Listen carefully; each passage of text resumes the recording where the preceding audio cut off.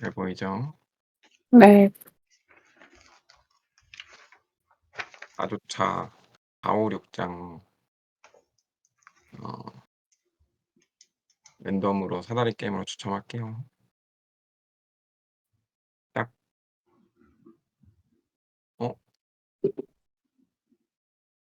지금 456 순서대로 나왔는데 저번에도 그러더니 랜덤 맞나 이거? 다시 하기 눌러봐요 그러면. 다시 할게요. 일단 456이라고 일단 정해지긴 했는데 정말로 그게 된 건지 수가 적어서 또 그런가? 하면 뭐 그렇긴 하겠죠. 잠시만요.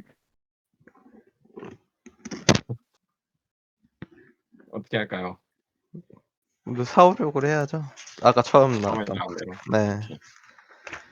456 순서대로 하겠습니다. 그러면. 네.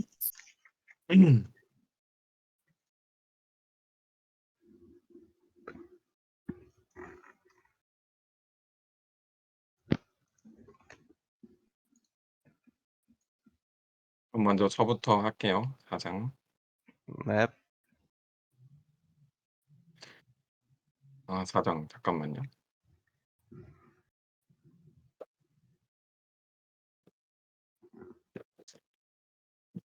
얘기하다 다 까먹은 것 같아. 아까 1시간 전에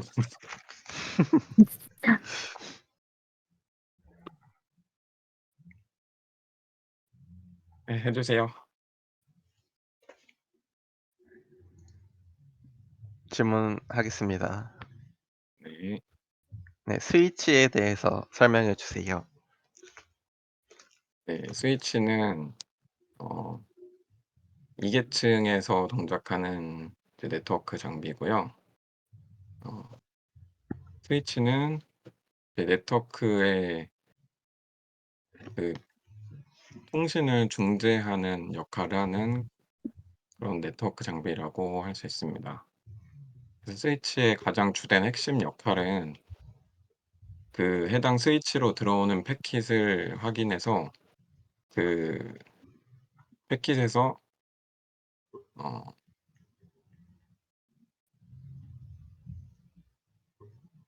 이제 그 패킷이 정확히 이동할 곳을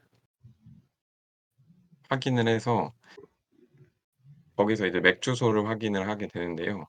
그 맥 주소에 있는 주소를 보고 이제 포트로 흘려보내 주는 역할을 하는 것이 이제 스위치라고 할 수 있습니다.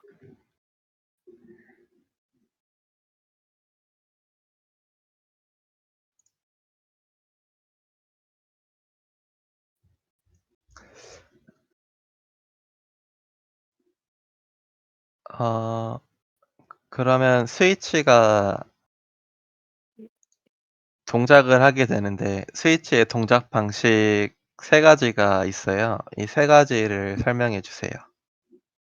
네. 스위치는 이제 플러딩 역할과 어드레스 러닝 그리고 필터링 이렇게 3가지 역할이 있는데요. 먼저 플러딩은 이제 들어온 패킷을 다른 포트로 보내주는 것을 플러딩이라고 하고요. 그리고 어드레스 러닝은 이제 패킷에 적혀 있는 맥 주소를 가지고 이제 스위치에는 맥 주소 테이블이라는 것을 갖고 있는데 이 맥 주소 테이블을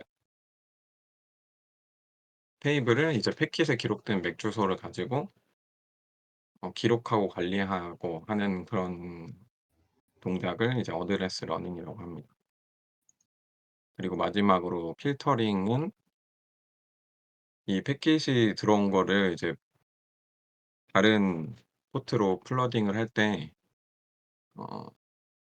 모든 포트에 다 흘려보내 포워딩 하는 것이 아니라 플러딩 하는 것이 아니라 이제 맥 주소 테이블을 확인을 해서 그 패킷에 적혀 있는 맥 주소를 보고 그 올바른 위치의 포트로 보내주기 위해서 그 보내주는 그 필터링 역할을 하는데 그런 동작 방식을 필터링이라고 합니다.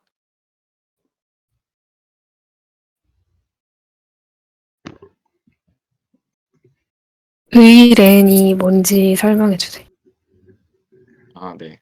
VLAN은 어 한글로 직역하면 그 가상 랜인데요.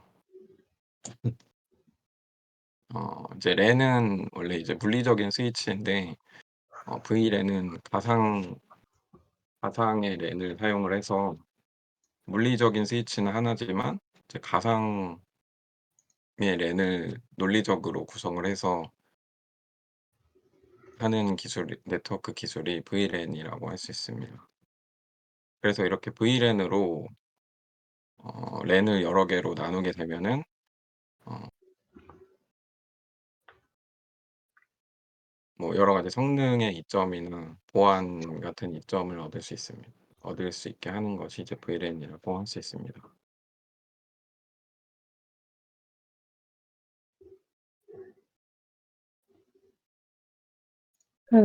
VLAN을 할당 방식에 따라서 두 가지 종류로 나눌 수 있는데 네. 그 두 가지에 대해서 설명해 주세요. 아 네.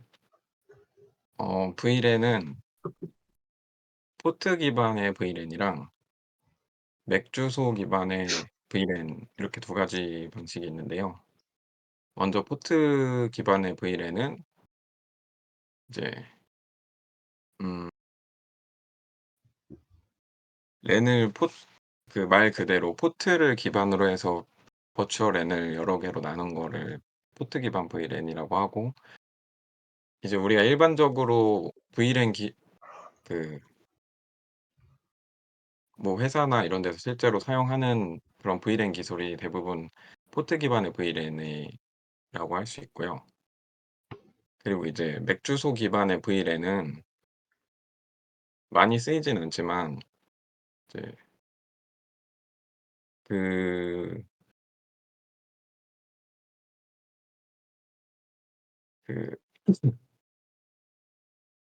어떤 네트워크 안에서 어떤 맥 주소를 갖고 있는 네트워크 장비에 적혀 있는 그 맥 주소를 기반으로 해서 VLAN을 구성하는 거를 맥 기반의 VLAN이라고 하고요. 이 맥 기반의 VLAN을 썼을 때의 이점은 뭐 예를 들어서 회사에서 어떤 사람이 어 자기 자리에서 먼저 VLAN을 설정해서 사용을 하고 있다가 만약에 자리를 다른 부서로 옮겨서 거기에서 포트를 연결해서 사용을 할 때에 이 맥 주소 기반의 VLAN인 경우에는 그 포트 구성을 다시 할 필요 없이 맥 주소 기반으로 되어 있기 때문에 그런 이제 유동성의 장점이 있다고 할 수 있습니다.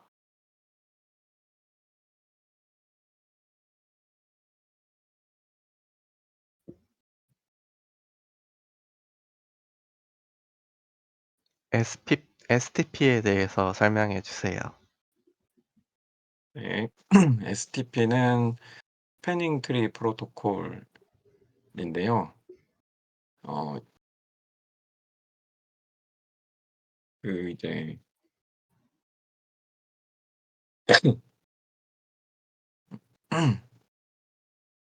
어 이제 스패닝 트리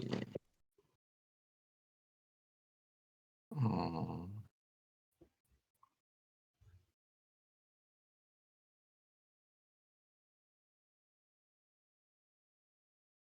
스패닝 트리 형태로 네트워크를 구성하는 그런 프로토콜을 STP라고 합니다.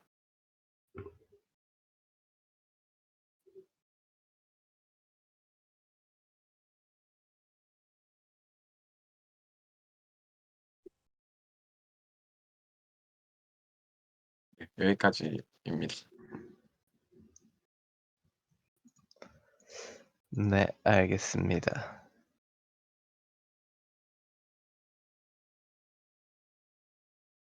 루프에 대해서 설명해 주세요. 루프는 이제 네트워크의 구성이 루프 형태로 연결되어 있는 그 구성을 이제 루프라고 하는데요. 네트워크가 이렇게 루프로 연결이 되어 있으면 음 그 패킷이 이제 그 루프를 계속 따라서 계속 흘러가게 되는 형태를 이제 루프라고 합니다.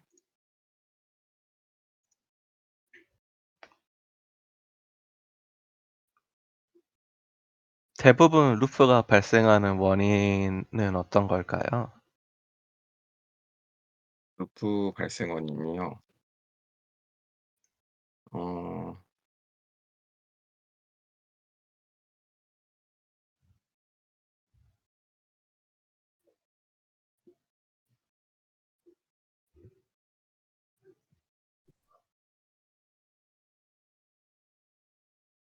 잘 모르겠습니다. 대부분 브로드캐스트 스톰으로 인한 문제로 루프가 발생한다고 합니다.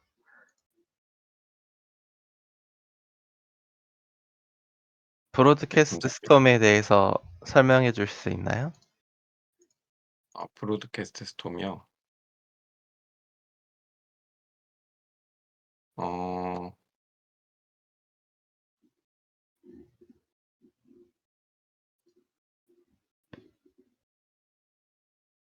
잘 모르겠습니다. 알겠습니다. 뭐였죠? 브로드캐스트 스톰이? 루프 상태로 연결된 상태에서 브로드캐스트가 발생하게 되면 이제 패킷이 모든 포트로 플러딩하게 되는데 이 루프 상태에서는 이 패킷이 계속 돌아가는 형태를 이제 브로드캐스트 스톰이라고 부릅니다. 네. 감사합니다.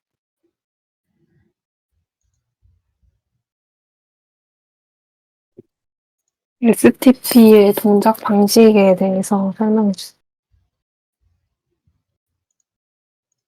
음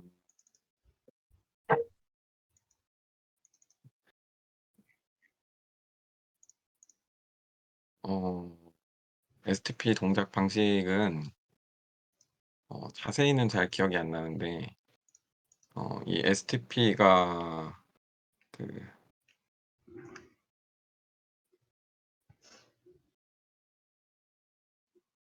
이제 뭐 루트 스위치를 두고서 그 루트 스위치에서 뻗어나오는 약간 가지 줄기처럼 그 패킷을 전송하는 방식을 사용하는데요, STP에서는. 어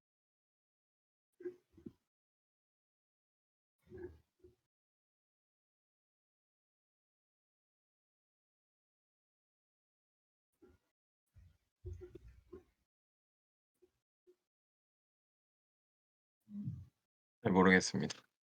잘 기억이 나질 않습니다. 알겠습니다. 네, 저는 여기까지 하겠습니다.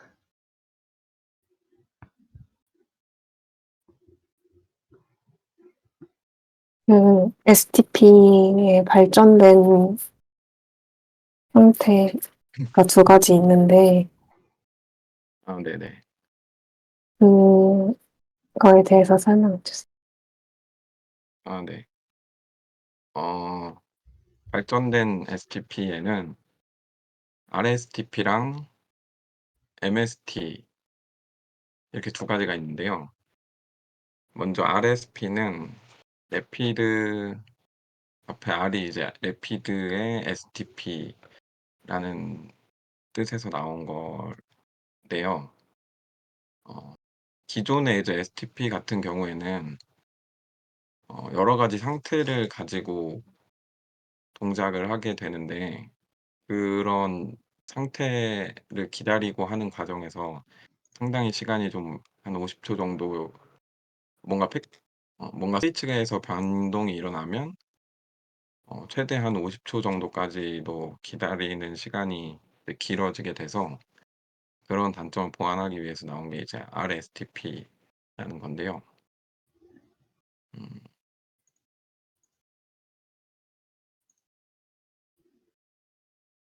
어 그 RSTP의 구체적인 동작 방식은 잘 기억은 안 나는데, 어쨌든 그렇게 좀 더 빠른 형태의 STP를 RSTP라고 하고요. 그리고 이제 MST는 멀티 스패닝 트리의 약자로서, 기존의 STP는 그 스패닝 트리를 하나의 그 해당 네트워크에서 하나의 트리만을 가지고 그 네트워크의 구성을 사용하는 방식이었는데, 이제 MST 멀티 스패닝 트리 같은 경우에는 그 스패닝 트리를 여러 개를 만들어서 사용하는 방식을 좀 MST라고 합니다. 그래서 이렇게 여러 개의 스패닝 트리를 뒀을 경우에는 어 예를 들어서 네트워크가 좀 구조가 많이 규모가 커지게 됐을 때 그 경로를 지정할 때 좀 되게 돌아가는 경우도 생기는데, 스패닝 트리를 여러 개 두게 되면은 좀 최적의 경로를 잘 찾을 수 있게 하는 그런 이점들이 있습니다.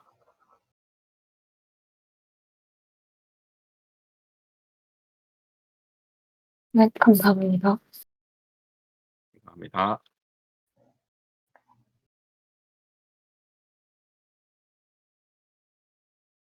끝인가요? 네, 끝입니다. 감사합니다. 음. 음.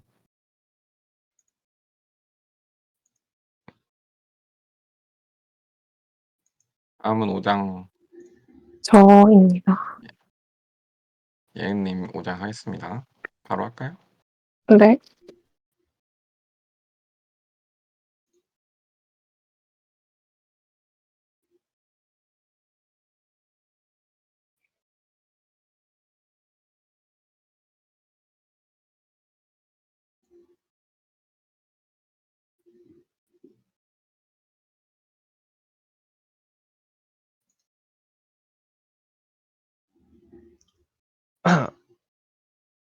일단은 라우터의 간단한 설명을 부탁드리고요. 라우터의 중요한 역할들에 대해서 설명해 주세요. 음, 라우터는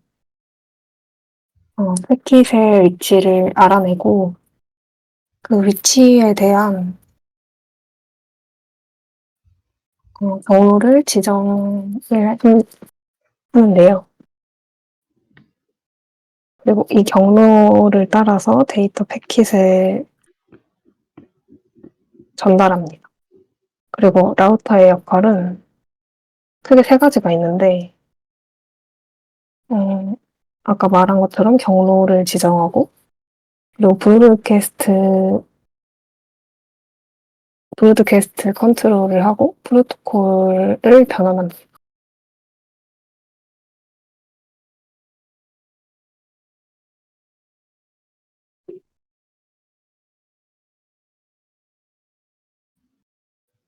네, 끝입니다.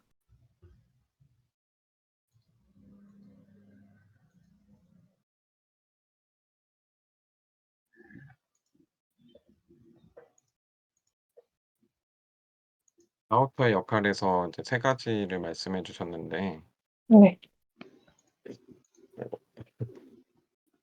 어쨌든 라우터의 핵심 역할은 말씀해 주신 세 가지 중에서 이제 경로를 지정해 주는 것이 라우터의 핵심 역할이잖아요. 네. 그 경로를 지정하는 거에 대해서 쪼끔 더 설명을 해 주실 수 있나요? 음.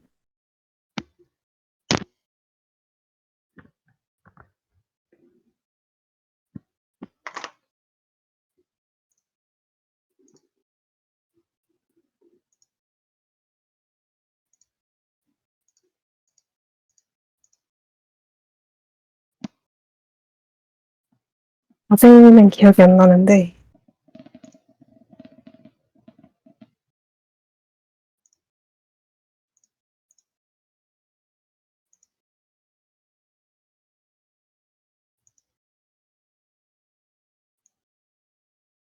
음.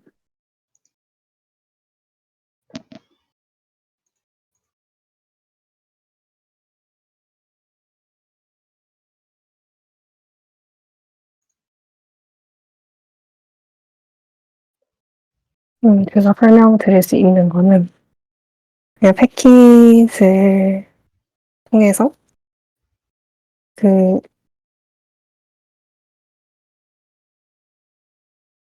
패킷이 목적지까지 갈 수 있는 길을 검사하고, 그리고 어떤 경로가 제일 최적의 경로인지 파악을 하는 것이라고 설명드릴 수 있겠습니다.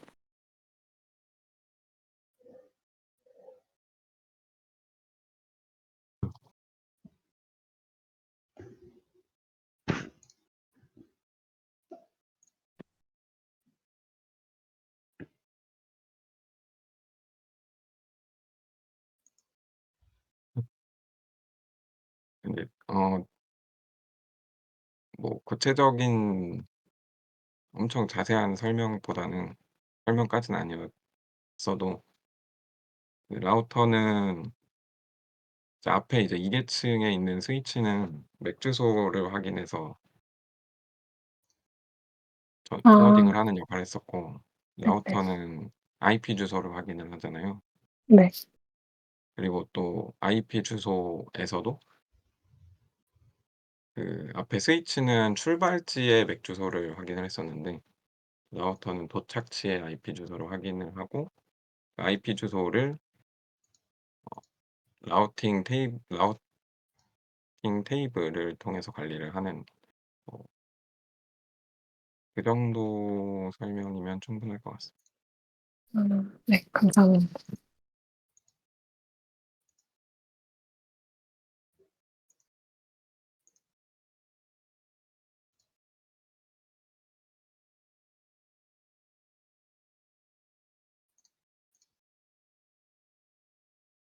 음. 그냥 질문할까요? 네. 근데 다 어렵네요. 질문하기도 어렵 예. 아 라우팅 동작에서 이제 홉 바이 홉 라우팅이랑 인접한 라우터를 이제 넥스트 홉이라고 부르는데 이 두 가지에 대해서 한번 설명해 줄 수 있나요?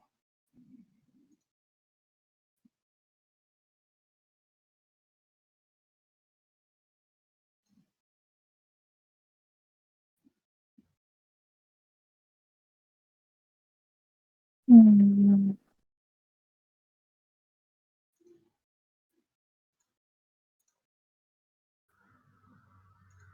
호빠의 홉은 단계를 하나씩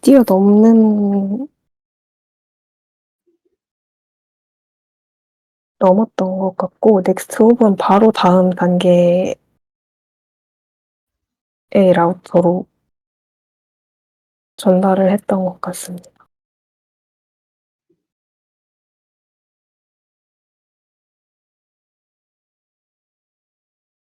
음. 네 알겠습니다. 그러면은 라우터가 경로 정보를 얻는 방법 대표적인 게 세 가지가 있는데 세 가지를 한번 말씀해 주세요. 정보 얻는 법은 스태틱 라우팅, 다이나믹 라우팅, 그리고 다이렉트 커넥티드? Yes. 네, 이렇게 세 가지.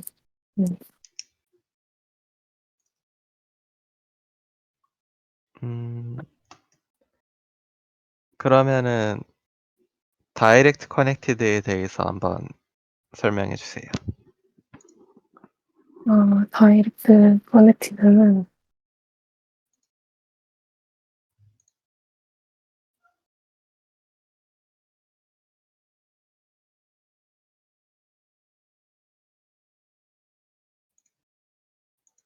음,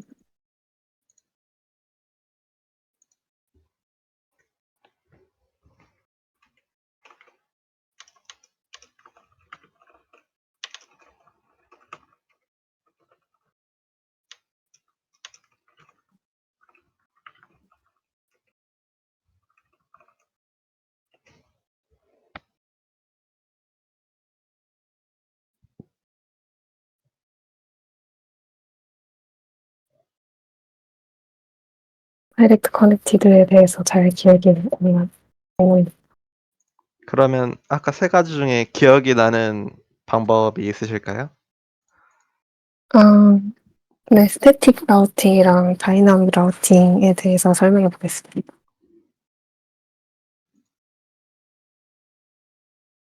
스태틱 라우팅은 라우터에 직접적으로 아까 라우터의 역할 중에 가장 중요한 것이었던 경로를 지정하는 방법이고, 그리고 다이나믹 라우팅은 어, 직접적으로 경로 정보를 입력하지 않고 그냥 라우터 간에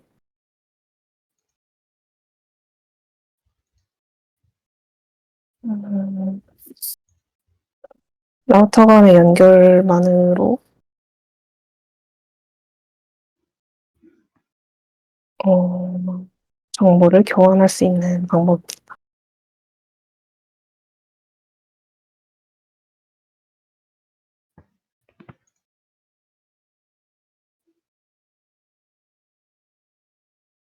다이나믹 라우팅을 왜 쓰는지 혹시 이유를 음, 아시나요? 잘 모르겠습니다. 그 이제 스태틱 라우팅은 말씀해 주신 대로 관리자가 직접 그 경로를 입력한다고 했잖아요. 네.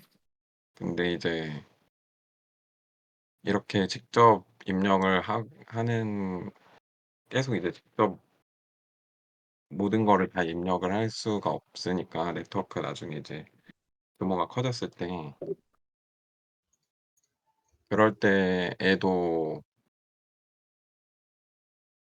뭐 장점이 될 수도 있고 또 어 만약에 이제 네트워크가 규모가 커졌는데 어떤 특정 지점에서 네트워크 문제가 발생을 했을 때 그냥 스태틱 라우팅이나 다이렉트 커넥티드로 했을 경우에는 문제가 발생하면 그 해당 그 지점을 직접 변경을 해 줘야 되는데 다이나믹 라우팅을 하게 되면은 이제 라우터끼리 그런 경로 정보 같은 거를 교환을 하게 되다 보니까 자동으로 그런 문제점들을 파악해서 해결해 줄 수 있기 때문에 이제 다이나믹 라우팅을 사용한다고 보면 될 것 같습니다. 네, 감사합니다.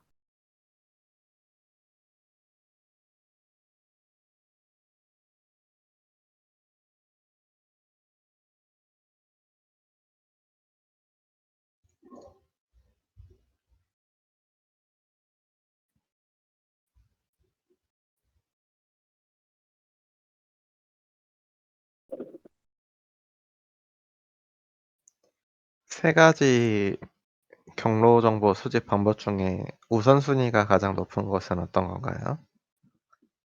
다이렉트 커넥티드. 왜 그렇죠? 음, 다이렉트 커넥티드는 말 그대로 바로 직접적으로 연결되어 있기 때문에 그렇다고 알고 있습니다. 그다음 순서를 말씀해 주세요. 우선순위. 그 다음이 스태틱 라우팅입니다. 네, 감사합니다. 네. 저는 여기까지 질문하겠습니다.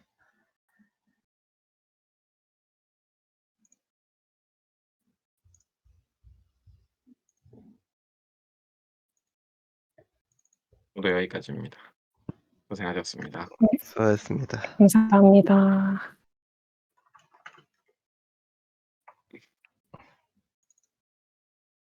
그럼 이제 마지막으로 6장은 태양님 바로 진행할게요. 네.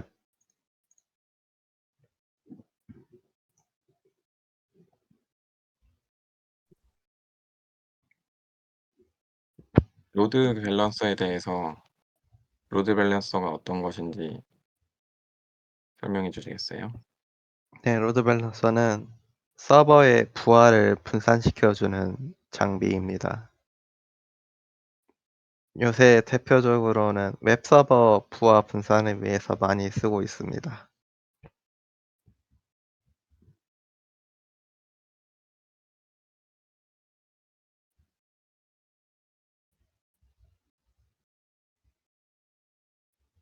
음.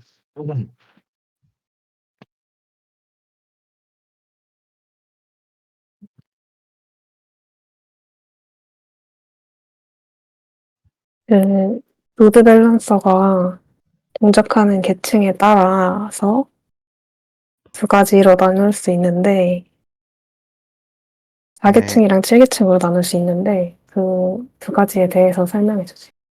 네, 4계층은 L4 로드 밸런서라 부르고요. TCP랑 UDP 정보를 기반으로 로드 밸런서를 수행하는 로드 밸런서고, 7계층은 L7 로드 밸런서고, L4 로드 밸런서의 기능을 또 지원을 하고 HTTP와 같은 애플리케이션 프로토콜을 기반으로 수행하는 로드 밸런서입니다.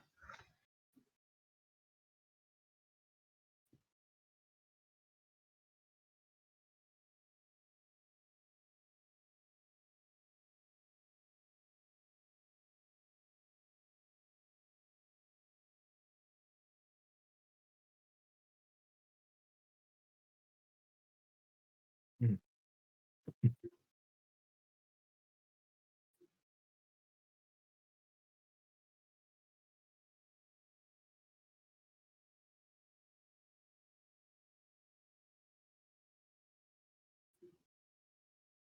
L4 스위치가 뭔지 설명해 주시겠어요? L4 스위치는 리다이렉션 기능과 부하 분산을 해주는 로드 밸런서 기능이 있는 장치입니다.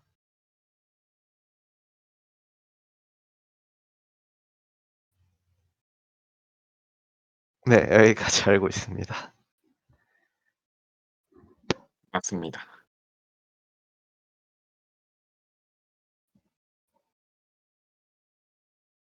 그럼 ADC가 뭔지 설명해 주실 네, 수 있나요? ADC는 아까 전에 말씀드렸던 7계층 등에서 동작하던 로드 밸런서의 장비를 뜻하고요.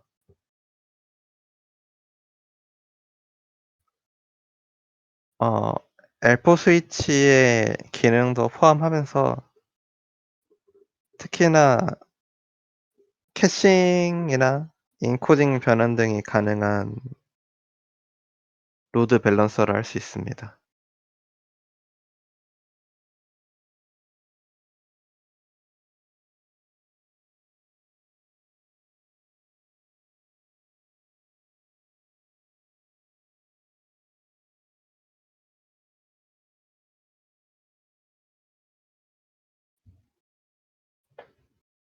방화벽의 역할이 뭘까요? 방화벽은 네트워크 사이에 위치를 해서 해당 장비를 통과하는 트래픽을 규정에 맞게 허용하거나 막는 장비를 이제 방화벽이라고 합니다.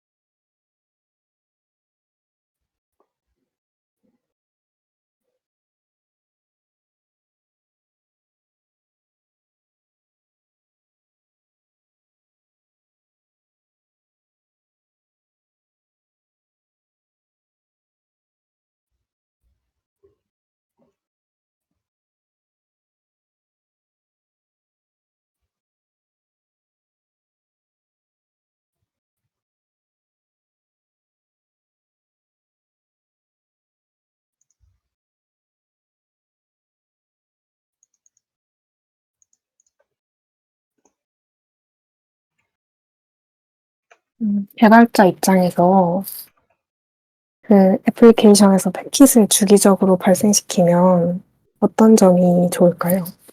다시 한번 말씀해 주시겠어요?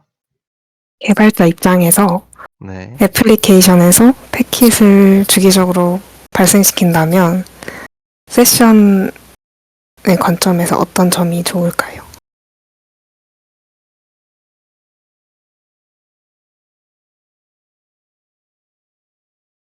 음.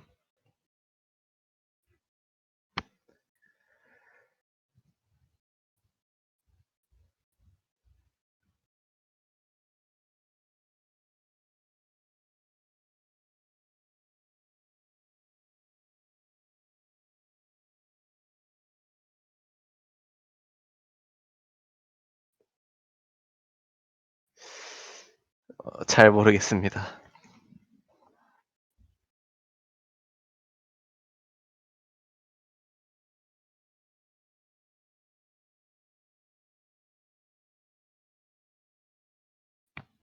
그 패킷을 주기적으로 발생시키면 세션 타임아웃이 발생하기 전에 세션을 유지할 수 있어서 좋다고 합니다. 감사합니다.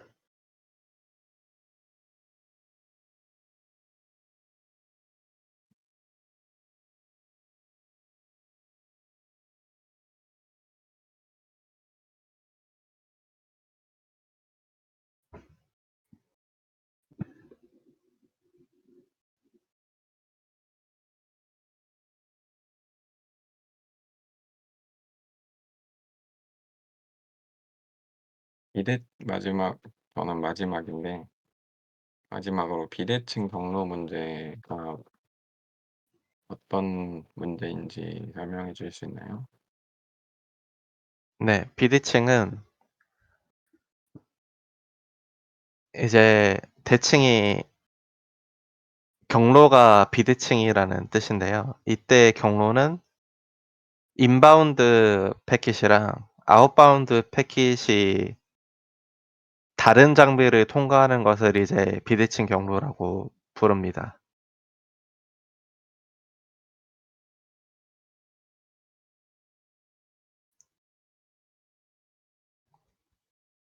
네.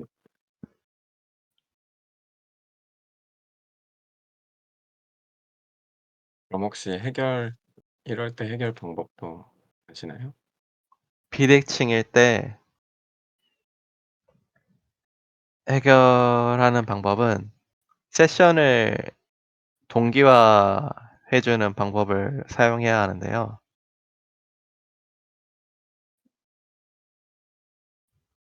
어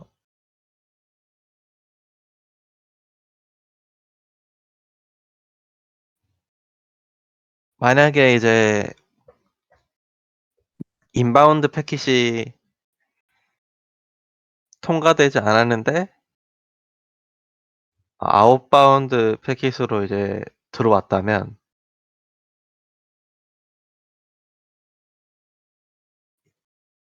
인바운드 패킷이 통과했을 때 이제 다른 세션으로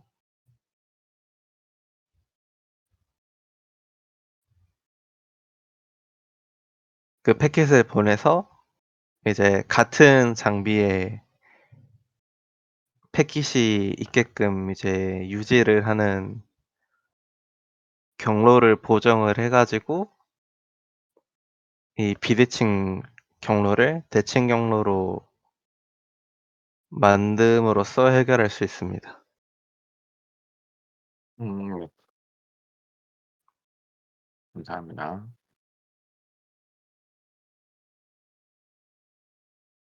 질문 끝입니다.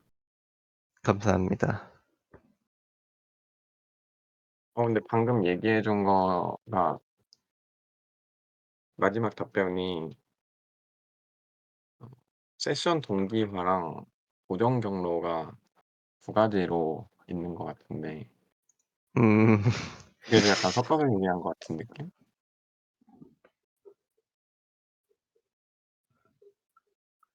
잘 얘기한 것 같아요 그래도. 근데 뭔가 비슷하네요.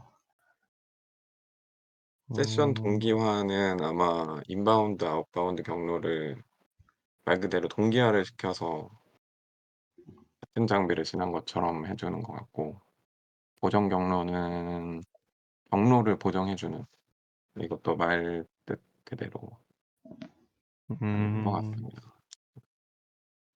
감사합니다. 고생하셨습니다. 고생하셨습니다. 고생하셨습니다. 아유. 시간 빠르네요. 지난주에 다음 주로 연기하자는 말 들었을 때가 엊그제였는데 진짜. 너무 시간 빨라요. 맞아, 맞아.